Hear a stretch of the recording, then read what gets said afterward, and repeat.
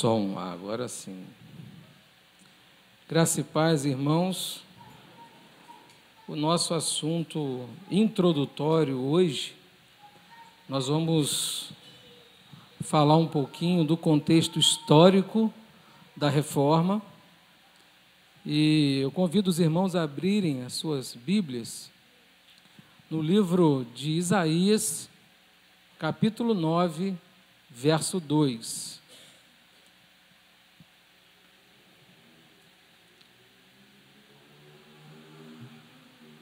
Isaías, capítulo 9, verso 2. Amém? O texto diz assim: o povo que andava em trevas viu grande luz, e aos que viviam na região da sombra da morte, resplandeceu-lhe a luz. Amém? Podemos sentar? Pode passar para o slide, por favor. Irmãos, o tema que nós demos a essa introdução é das trevas à luz. E nós vamos falar hoje para os irmãos um pouquinho da história até chegar à Reforma e até chegar aos dias de hoje, para a gente tentar entender e se posicionar na história.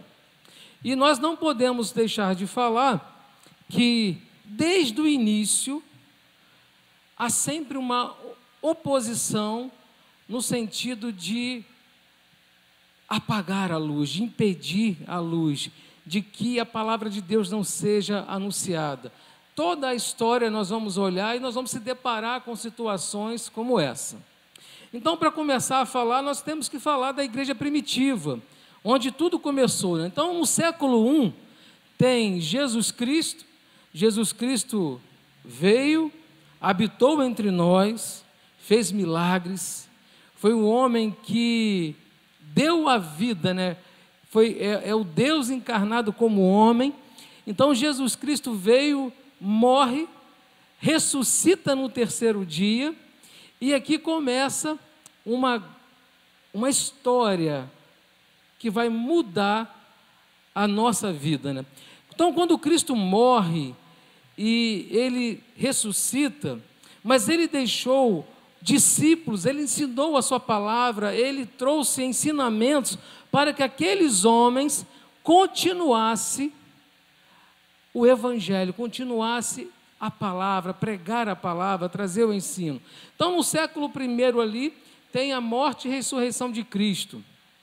No século II até o século IV, nós vamos ver, irmãos, já no livro de Atos vai dizer que a primeira expressão daqueles irmãos reunidos foi no livro de Atos, quando surgiu a palavra igreja. E ali surgiu a igreja primitiva.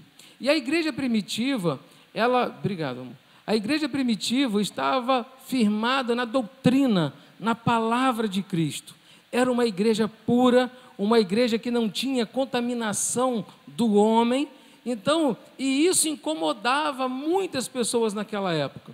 E durante esse período, surgiu grandes perseguições.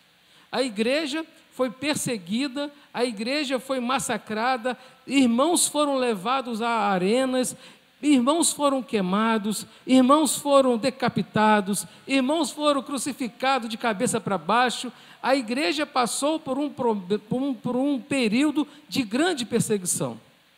E essa grande perseguição era interessante, quanto mais a igreja era perseguida, mais a igreja crescia. E essa perseguição aconteceu entre o século II até o século V, até o século IV, em que a igreja, ela foi se estruturando. Mas conforme a igreja primitiva foi crescendo, e crescendo a tal ponto que começou a surgir outros pensamentos, outras doutrinas que fugiam da doutrina que Cristo deixou. E aí, nós temos aqui, nesse período, entre o século II e o século IV, nós temos aqui algumas situações que marcou muito na história, quando um imperador se converte ao cristianismo. E quando esse imperador se converte ao cristianismo, no primeiro momento todo mundo fica, poxa, né, agora a igreja vai deixar de ser perseguida. E realmente deixou de ser perseguida. A perseguição diminuiu porque agora o imperador, ele é cristão. Então, como perseguia antes, os cristãos estavam sendo mortos, agora não, agora o imperador é cristão. Mas com a chegada do imperador, Constantino, quando se converte, ele legaliza o cristianismo. Lá no Edito de Milão, em 313 depois de Cristo, ele legaliza o cristianismo. Então, há um momento da história que parece que a igreja vai ficar em paz. Só que começou a surgir heresias na igreja, né? Ninguém queria, imagine, um imperador cristão, se ele falasse algo, alguém ia dizer, não, mas Cristo ensinou diferente. Havia um certo temor em contrariar aquilo que Constantino, aquilo que o imperador falava. E com isso começou a surgir heresias dentro da igreja. Então percebe, irmãos, que a igreja ela nasce pura, mas com o passar do tempo vai surgir contaminações, que foge da essência de Cristo. E aí nós chegamos aqui no século V até o século X, igreja medieval e ascensão do papado. Nesse período, irmãos, eu vou dizer uma coisa para os irmãos, nesse período foi um período que a igreja apostólica romana, porque já havia se separado antes, né, havia a igreja ocidental e a igreja do lado de cá, e no período medieval começou a dar toda a autoridade ao Papa, e o Papa era o representante de Deus na terra. Então os irmãos imaginem que Cristo, ele ensina, né, sobre o sacerdócio do crente, que o crente tem acesso a Deus, que nós temos acesso a Deus. Agora, a Igreja Católica Apostólica Romana, ela traz que não é assim. Você precisa ter um intermediário, e o intermediário é o papado. E ali começa, você imagina o poder que a igreja passa a exercer naquele período. O fortalecimento da autoridade papal. Houve época de ter 2 papas ao mesmo tempo, de brigarem entre si. E nesse período medieval, também, o cristianismo como religião oficial do Império Romano, só que aqui já é a Igreja Católica Apostólica Romana, já foge, né, daquele essência que Cristo ensinou, e aí surge, irmãos, algumas situações aqui que esse período chegou a ser conhecido como Idade das Trevas. Se os irmãos olharem na história, o que é a Idade das Trevas, era um período em que as pessoas tinham baixa alfabetização, as pessoas eram perseguidas, ali havia uma imposição da igreja, a igreja tinha um poder sobre reis e sobre o povo. Era o Papa que determinava as coisas. O rei, quando ia tomar uma decisão, alguma coisa, ele tinha medo de fazer algo que fosse contra a igreja, que fosse contra o papado. E aí começou a surgir o quê? Começou a surgir que a igreja, ela deixa de ser um pouco igreja e vira uma política. Vira um poder político, um poder econômico, que começa a surgir situações, por exemplo, se vendia indulgências. Naquela época já havia a venda de indulgências, ou seja, se você quer ser salvo, você tem que pagar pela sua salvação. Se você quer ter teu pecado perdoado, você tem que pagar pelo pecado perdoado. E com isso, irmãos, é uma heresia que foge da palavra de Deus, porque nenhum homem consegue se salvar ele mesmo. Com todo o dinheiro do mundo, ele não consegue se salvar. Com todo o conhecimento do mundo, o homem não consegue se salvar. Porque se o homem conseguir se salvar, traz a glória para o homem. Eu consegui. E naquela época, a igreja católica, ela queria construir a basílica lá em Roma. Então, assim, se exigia muito, né? Vai vender indulgências. Tinha um homem que era conhecido que ele vendia muito indulgências, ele pressionava o povo a comprar indulgências. Ele dizia assim, imagina alguém que morreu, que você amava, e ele chegava para você e dizia assim, você vai deixar essa pessoa ir para o inferno, você vai deixar essa pessoa nesse lugar, você não pode fazer isso, aí você, o que eu faço? Vende tudo que tu tem, compra indulgência, que aí ele vai ter um lugar garantido, ele vai ter um lugar de paz. E era assim que naquela época a igreja se posicionava. Mas ao mesmo tempo que a igreja se posicionava no período das trevas, né, o domínio da igreja, começava a levantar ali homens que tinham um pensamento diferente. Homens que não concordavam com a venda de indulgências, homens que discordavam da representatividade do Papa. Então, eram homens que estavam preocupados com a palavra. E, às vezes, esses homens estavam dentro da Igreja Católica, dentro ali dos mosteiros, eram monges, eram padres, eram pessoas que estavam ali, que tinham acesso à palavra. Porque essa época da Idade das Trevas, os cidadãos comuns não tinham palavra. A palavra estava guardada e os homens não tinham acesso a ela. Só os sacerdotes daquela época, só o papado daquela época. E aí, irmãos, às vezes, nós não sabemos o valor disso aqui. Nós não sabemos o valor disso. Hoje tem lugar do mundo que isso aqui é proibido. Tem lugar do mundo que uma Bíblia é dividida para centenas de pessoas, pegam-se folhas, destaca e dá para um ler, para o outro ler, e a sede da palavra é gigantesca. Naquela época não tinha acesso à palavra, então o que a Igreja Católica Apostólica Romana falava era lei. Era regra, era Deus falando, era assim que tem que ser feito, tem que pagar indulgência, vou pagar indulgência, eu não vou para o purgatório, e tinha uma série de situações que faziam com que as pessoas ficavam sendo manipuladas, sendo dominadas, porque não tinham acesso à palavra. Mas alguns desses homens, eles tinham acesso à leitura da palavra. Alguns pré-reformadores tinham acesso à leitura da palavra.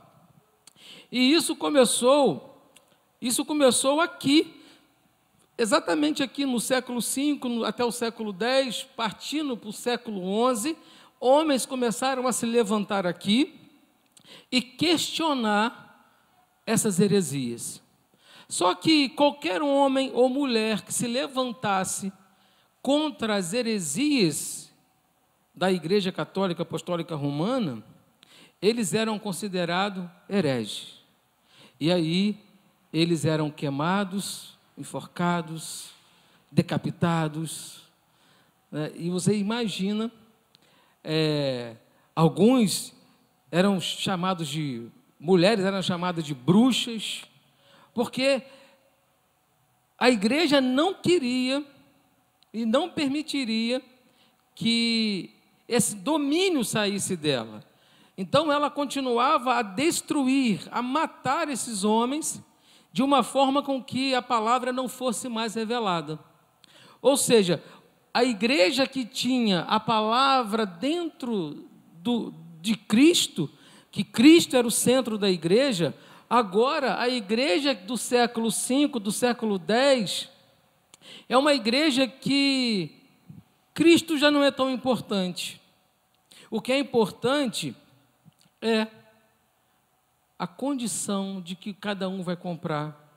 O que é importante é quanto vai se recolher para a igreja.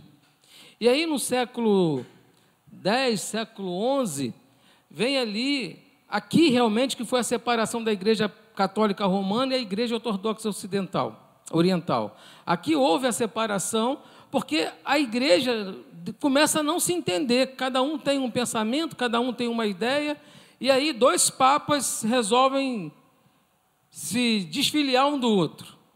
E aí, uma ficou na parte oriental e a outra ficou na parte ocidental. E aí a Igreja Católica ela passa a dominar o Ocidente com poder político e espiritual. Os irmãos imaginam, hoje talvez seja difícil pensar nisso, mas imagina que tudo que você vai fazer depende de uma autorização, depende de uma permissão. Então, se você quisesse, você corria risco de perder a casa, de perder as plantações que você fazia, você não tinha acesso a nada, era uma imposição da igreja daquela época. A igreja daquela época, irmãos, matava como se fosse nada. Foi contra a igreja, mata. Foi contra a igreja, mata. E era isso que estava acontecendo. E aí começa a surgir os movimentos dos pré-reformadores, movimentos de homens que foram totalmente contra a heresia que a Igreja Católica Apostólica Romana estava impondo naquela época. E aí nós vamos ver alguns nomes, né, homens que se levantaram, trazendo, né, contestando ali a venda de indulgências, o poder do Papa.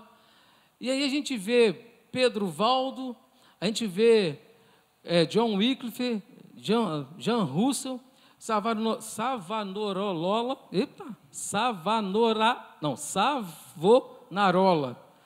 dobra a língua aqui. E a gente vê esses homens, eles trazem uma essência da palavra, eles trazem uma essência de Cristo, do Evangelho, daquilo que é vivo. Só que esses homens, eles foram pré-reformadores, houve um movimento, mas que ainda não era a reforma.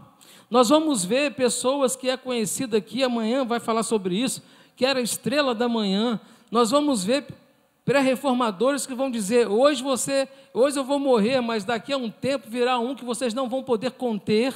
Ou seja, esses homens estavam, e cada um num lugar, irmãos, não era tudo no mesmo lugar, não. A gente vai ver pré-reformador na Inglaterra, pré-reformador na Suíça, pré-reformador na França, eles estavam cada um num lugar, e não tinha telefone, não tinha internet, era a palavra, a ação de Deus era na palavra. Homens liam a palavra e se libertavam de uma heresia, se libertavam de um peso e começavam a entender, isso não é o Evangelho, isso não é Cristo. E aí cada um no lugar começou a se posicionar. Até que no século XV, né, começou alguns fatores que facilitaram, né, a questão da reforma. Surgiu a imprensa de Gutenberg. E essa imprensa de Gutenberg, ela surge exatamente no momento em que Martinho Lutero, ele se depara com o texto que nós lemos aqui. E Lutero era um homem que ansiava, desejava a salvação. E ele se martirizava porque ele achava que ele não era puro para ser salvo. E ele começou a entender que ele não era capaz de se salvar, até encontrar na leitura da palavra de Deus, que não tinham acesso até então, ele consegue entender que a salvação não é por méritos humanos, mas é pela graça maravilhosa de Deus. E aí, Martinho Lutero, então, ele escreve 95 teses. As 95 teses, ele vai e prega na porta da igreja. E quando ele prega aquilo na porta da igreja, os irmãos imaginam como que foi a reação do povo ao ler aquilo, né? Imagine você querer sair debaixo de um jugo, de um peso, de uma escravidão, você ser liberto daquilo. E as 95 teses eram contra o papado, contra a venda de indulgências. E quando Lutero ele faz isso, Lutero ele é interrogado, ele foi chamado para interrogar, ele ia ser morto porque ele enfrentou reis, ele enfrentou a igreja. Só que Lutero conseguiu que a disseminação das ideias reformistas fosse distribuída com mais facilidade devido à imprensa. né, o que os outros, os pré-reformadores não tinham, Lutero teve a oportunidade. Na verdade, eu digo para os irmãos, Deus prepara tudo na hora certa, né? Hoje nós temos a internet que rapidinho se comunica. Naquela época foi a imprensa, e Lutero, então, vem trazendo a reforma protestante. E a reforma no século XVI, pode passar, por favor? E aí, irmãos, a reforma traz avanços impressionantes, né, na Europa, o avanço do comércio, o renascimento, o pensamento crítico. A Igreja Católica, que vendia indulgências, ela vendia cargos dentro da igreja, havia ali uma política dentro da igreja, e a reforma vem contra tudo isso. Então, Martinho Lutero, Zíclo, Calvino, John Knox, são homens reformadores, são do mesmo período, que trazem para nós um ensinamento, irmãos, na palavra gigantesco. E amanhã nós teremos a oportunidade de falar, vai falar de todos aqui, né? Não, mas vai falar de alguns, né? E aí nós vamos ver, irmãos, como, que nós vamos falar de 2 pré-reformadores e 2 reformadores. Nós vamos ver como que o ensinamento desses homens trouxe um enriquecimento da palavra. E aí, eu pergunto para os irmãos, aqui precisava de uma reforma, porque a igreja estava corrompida, cheio de heresias, longe da verdade da palavra, longe da centralidade de Cristo. Cristo não era mais o centro, agora os homens eram o centro das coisas. E aí essa reforma traz uma mudança gigantesca no Evangelho. Passa, por favor. E aí nós temos uma das mudanças significativas que os reformadores trazem, as 5 solas. Nós já tivemos oportunidade aqui de falar sobre cada uma, mas eles defendiam somente a Escritura como autoridade. A autoridade está na palavra, a autoridade não está no homem, a autoridade não está no Papa, a autoridade não está no pastor, a autoridade está na palavra.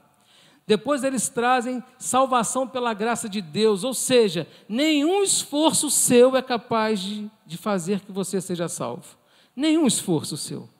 A salvação é pela graça de Deus. Depois eles trazem glória somente a Deus, ou seja, você vai parar de adorar homens, glória somente a Deus. Salvação somente pela fé, e isso não vem de vós, é dom de Deus, ou seja, a salvação é pela fé, não é comprando indulgência, não é subindo escada de joelhos, não é dando 3 pulinhos, salvação é pela fé. E a 5ª, Cristo como único mediador. E aí nós podemos perceber que as 5 solas fazem uma referência que a palavra de Deus, a centralidade de Cristo, a importância da palavra de Deus, e isso, se nós vivermos, irmãos, essas 5 solas, nós vamos entender que Cristo é suficiente, que a palavra é suficiente. Nós não precisamos de ficar preso a tantas coisas. E aí eu quero fazer uma reflexão com a igreja. A reforma aconteceu com Lutero, o efeito da reforma foi gigantesco na história.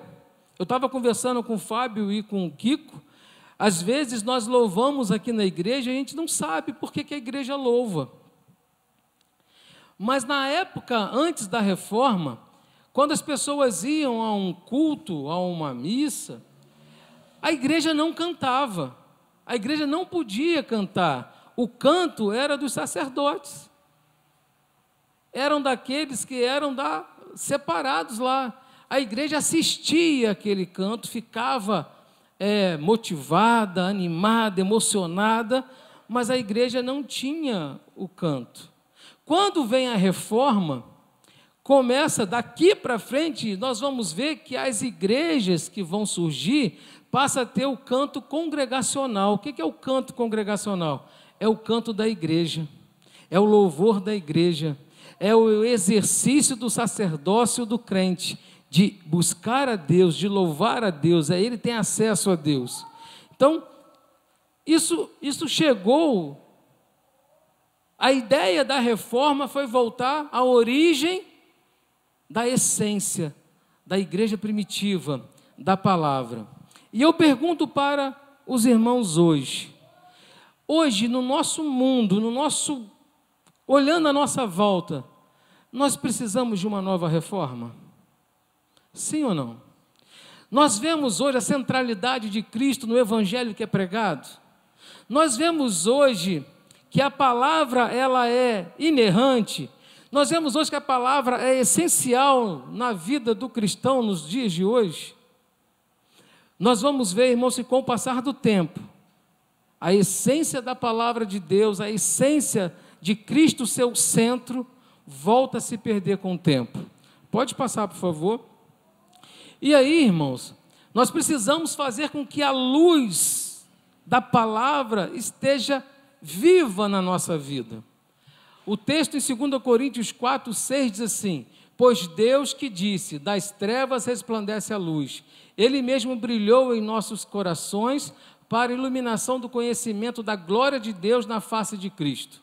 Romanos 1, 17, porque no Evangelho é revelada a justiça de Deus, uma justiça que do princípio ao fim é pela fé, como está escrito, o justo viverá pela fé. E aí, o legado da reforma traz tradução da Bíblia para a língua da época, para o alemão, para o inglês, para o francês. Veja que antes não tinha.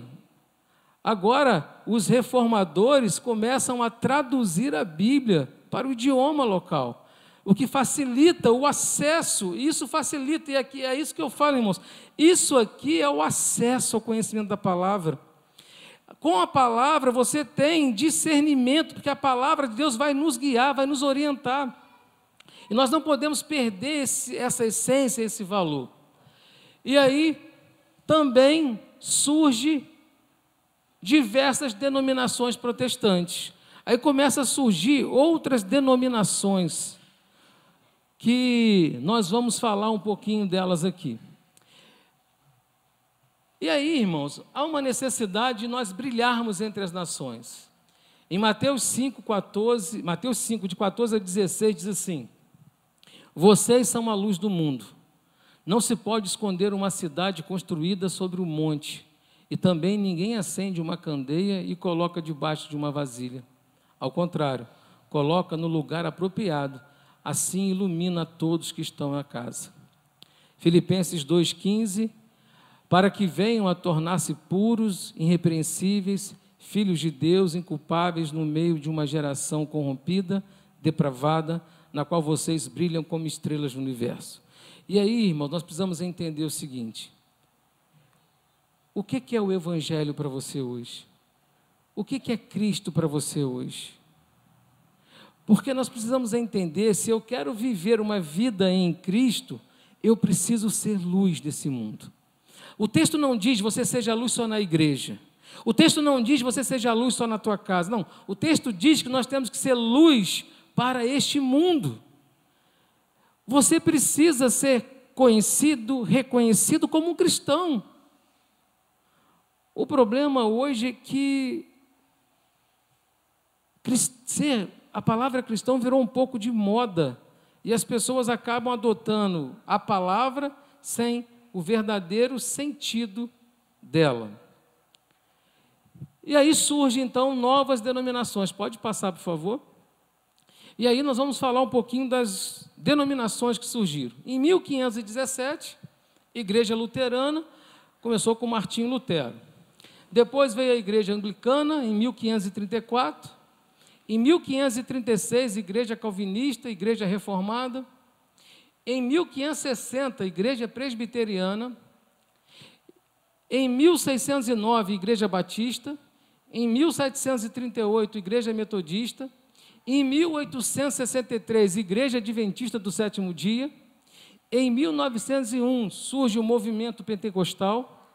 Em 1911, Assembleia de Deus no Brasil.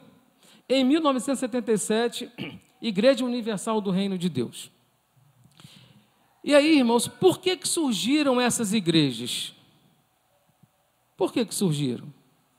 Porque começaram cada um a interpretar de um jeito. Cada um começou a pensar de uma forma. E o que não pode se perder aqui é a essência da palavra. O problema é que, com o passar do tempo, nós voltamos a ver heresias dentro das igrejas. Nós voltamos a assistir o misticismo, o legalismo, a teologia do medo, a teologia da prosperidade. Isso tudo volta com qual objetivo? De apagar a essência da palavra de Deus, de anular a essência da palavra de Deus. Pode passar? E aí nós temos, nos anos 80, a expansão do pentecostalismo, que igrejas como Universal do Reino de Deus e Internacional da Graça começaram a crescer rapidamente. Qual era a ênfase dessas igrejas? Milagres e prosperidade.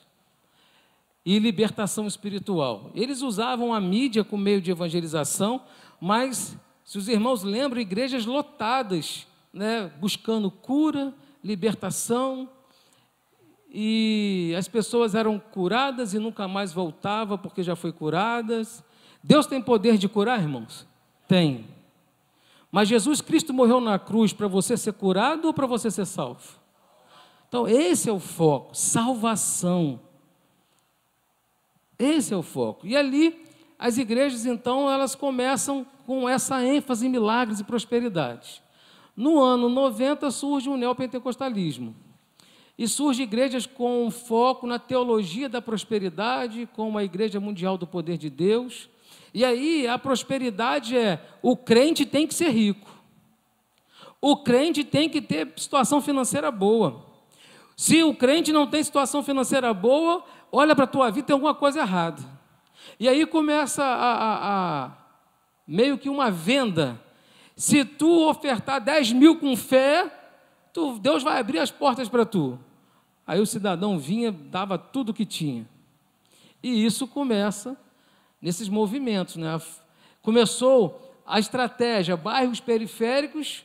Por quê? Bairros periféricos, todo mundo quer melhorar de vida, irmãos. Então, a estratégia era exatamente trazer. E nos anos 90, pastores começam a se tornar figuras públicas e figuras mais influentes. Estamos reparando que a gente está voltando às mesmas heresias que estava lá atrás. Agora nós estamos vivendo elas aqui. No ano 2000, aí surge a espiritualidade personalizada. Crescimento de igrejas com foco na cura interior. É o coach. Pastores passam a se apresentar como mentores da vida, misturando psicologia, empreendedorismo e fé. A estética da igreja muda, o ambiente mais moderno, linguagem corporativa, culto com performance, e aí começam o desenvolvimento para que no ano 2000 a 2020 surgem realmente as igrejas coach. E as igrejas coach não são uma denominação formal, mas sim um estilo de liderança, um estilo de pregação. Pastores coach, né? Deixam de usar o termo pecado para problema, usa propósito, alta performance, destravar sua vida, são conhecidos na mídia social como os gurus motivacionais. E aí nós temos alguns nomes, né, que Tiago Urbunet, Cláudio Duarte, não colocou aqui, mas David Leonardo. Tem gente que fica mandando vídeo do David Leonardo, meu Deus, me dá até ânsia, porque é aquela história, né, que fala assim: você é o lindo de Jesus. Meu irmão, a palavra de Deus não é massagem no ego. Aí você vai para um lugar que você é o centro. Pelo amor de Deus, está contra a palavra de Deus, porque Cristo tem que ser o centro. Se Cristo não for o centro, está errado. Aí fica com aquela voz mansinha, outro fica lá. Nós temos que estar atentos a isso, porque isso aqui, irmãos, atrai pessoas. Atrai pessoas, porque pessoas, quem quer ser rico aqui? Todo mundo. Só o Pedro levantou a mão. Pedro, glória a Deus. O pessoal não quer. Ah, o Geliel também lá. Irmãos, quem quer prosperar aqui? Todos nós. Mas qual é a vontade de Deus na nossa vida? Porque tem gente que prospera, mas nunca mais volta para a presença de Deus. Nunca mais vai num culto. Então nós temos que ter cuidado. O que eu estou firmado? Eu estou firmado naquilo que está preocupado com uma performance para essa vida? Essa vida, irmãos, a gente não vai levar nada. Nada. Quando você morrer, o que você vai levar? A palavra de Deus nos ensina, louco, esta noite pedirão a tua alma. O que tu tem preparado? Para quem será? Então nós temos que estar preocupados, é estar na eternidade com Cristo. E aí eu pergunto aos irmãos, nós precisamos de uma reforma ou não precisamos? Precisamos, irmãos. E aí, qual é o conselho que nós damos? Nós não pregamos que a denominação salva, porque a denominação não salva ninguém. Não salva. O que salva é Cristo. Não procura uma igreja perto da tua casa. Procura uma igreja perto da palavra de Deus. É isso que é importante. Às vezes você fala assim, pastor, não tem igreja de vocês aqui em tal lugar? Não tem. Ah, é muito longe para mim. Irmãos, nós precisamos estar focados na palavra de Deus. E aí, nós se deparamos com essa situação do evangelho moderno. O evangelho que Cristo não é mais o centro, que Cristo não é mais o propósito, o foco agora é motivação. O foco agora é uma configuração mental. O foco agora é o sucesso pessoal. O foco agora é o lindinho de Jesus. É propósito, é destino, é problema, pecado. Quais igrejas pregam hoje confrontando você ao pecado que nós estamos declinados a pecar? Ou nós achamos que o nosso coração é bom, que a gente não peca? É um engano que nós temos. Se o Espírito de Deus sair da minha vida, sabe qual a primeira coisa que eu vou fazer? Pecar. Porque, irmãos, o nosso coração é inclinado ao pecado. Ah, eu não peco porque eu consigo. Tu não peca porque o Espírito de Deus habita em você. Porque Deus preserva a sua vida. Porque se você deixar, o pensamento do homem já vai logo para o pecado. E aí, irmãos, nós precisamos voltar à centralidade de Cristo. Nós precisamos voltar, não mais focado no psicológico, mas precisamos ser confrontados. Precisamos ser confrontados pela palavra. A gente faz uma dinâmica no curso de Homem ao Máximo, mas é muito interessante. Eu estou aqui falando para os irmãos, eu não estou me vendo, mas vocês estão me vendo. Você não está se vendo.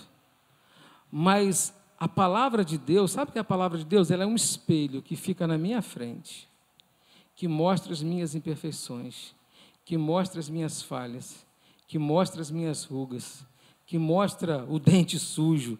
É a palavra de Deus que vai confrontar. É a palavra de Deus que vai mostrar aquilo que precisamos melhorar. Então, como voltar, sair das trevas religiosas e voltar à luz? Só pela palavra. Somente glória a Cristo. Pode passar? E aí eu digo para os irmãos que só existe uma forma de vivermos em comunhão, é vivendo as 5 solas. Você precisa entender que glória somente a Deus. Você precisa entender que Cristo, como o único mediador da sua vida, você precisa entender que a salvação é pela graça de Deus, não é pelo teu merecimento, não é porque você é bom, é pela graça de Deus. Nós precisamos entender que a salvação é somente pela fé. e somente a Escritura como autoridade. Somente a palavra de Deus. O departamento de louvor pode vir, somente a palavra de Deus como autoridade na nossa vida. Então, hoje, nesse dia, nós trouxemos para os irmãos uma visão histórica da igreja primitiva até os dias atuais.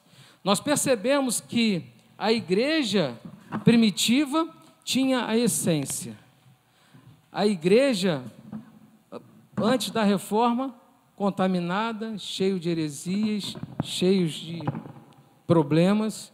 Veio a reforma, traz a essência da palavra de Deus, a essência do propósito de Deus, e com o passar do tempo nós voltamos e nós precisamos de uma nova reforma na nossa vida, uma nova reforma no Evangelho. Hoje tem igreja para todo tipo de pessoa, todo tipo. O problema é que as pessoas não querem uma igreja que confronta a ela e diz: olha, você precisa mudar de vida. As pessoas não querem isso. As pessoas não querem uma igreja que te confronta. Não querem uma igreja que fala assim: olha, você está errado, você precisa mudar. Não querem uma igreja que fale de pecado. Não querem uma igreja que fala de prostituição, de pornografia. Não querem. Mas querem uma igreja que fala assim: vem como você está, Jesus te ama desse jeito. Você não precisa mudar, não. Irmãos, isso é heresia. Isso é heresia. Nós precisamos voltar às Escrituras. Nós precisamos voltar à essência da palavra de Deus. Nós precisamos, eu digo para os irmãos, só o confronto com a palavra de Deus nos faz refletir naquilo que estamos fazendo. Só o confronto com a palavra de Deus abre os nossos olhos para a gente ver onde precisamos melhorar. Ninguém precisa apontar o dedo para você. Você sabe, porque Deus vai, acerta a tua vida aqui, acerta a tua vida ali. Está vendo a cruz aqui?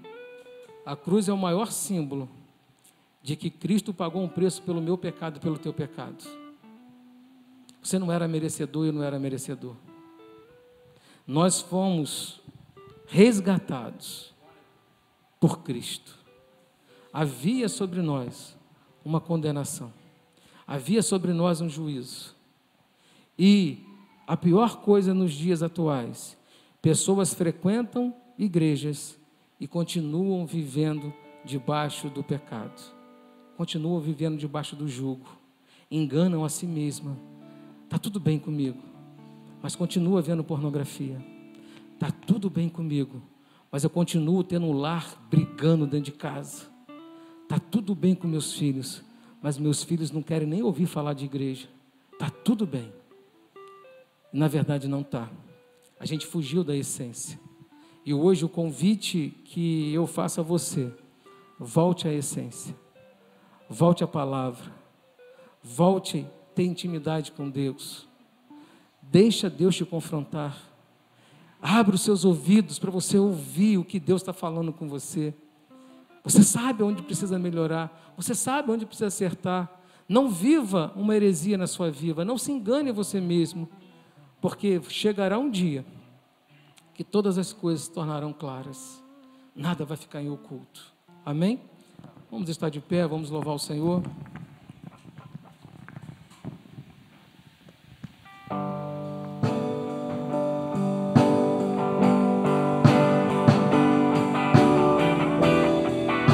Abra os seus lábios, adore o nome do Senhor.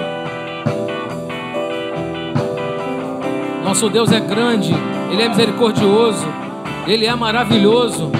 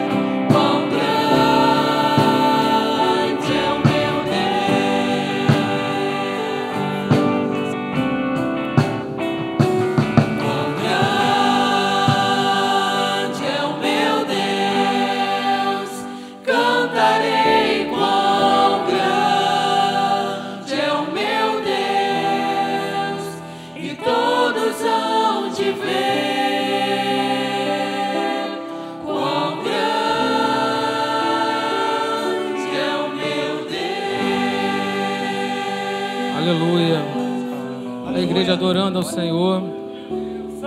Santo és o teu nome, Senhor. Na linha do tempo, Deus está no controle. Deus preparou todas as coisas. Nada foi o acaso. Hoje nós estamos aqui com a palavra de Deus na mão, podendo ler, podendo se quebrantar, podendo ser confrontado, porque lá atrás Deus levantou homens para não permitir que a sua palavra fosse apagada. Esses homens, nós temos que entender, pastor, mas nós não vamos idolatrar homem algum. Martinho Lutero teve um papel importantíssimo na história, mas ele foi um instrumento na mão de Deus. Nosso foco é Cristo, sempre será Cristo, mas nós precisamos saber, assim como Paulo, assim como Pedro, que Deus levantou homens na nossa história para fazer a diferença. E nós precisamos conhecer um pouquinho disso.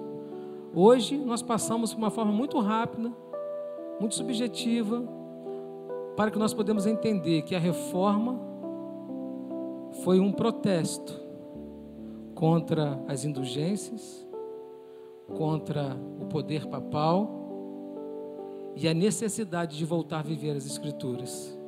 Então, quando falar da reforma protestante, você precisa entender que nós voltamos às Escrituras, voltamos a Cristo como centro de todas as coisas. E amanhã nós vamos falar de 2 pré-reformadores e de 2 reformadores. E cada irmão que trouxer este ensino vai trazer o que este homem agregou, como foi a vida desse homem, o que ele agregou ao Evangelho, como que ele foi um instrumento na mão de Deus.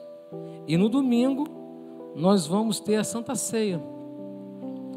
E nós teremos a mesa do Senhor. E no domingo nós vamos falar de um reformador também que trouxe uma essência muito grande para o Evangelho. Então você é o nosso convidado de estar conosco aqui nesses dias.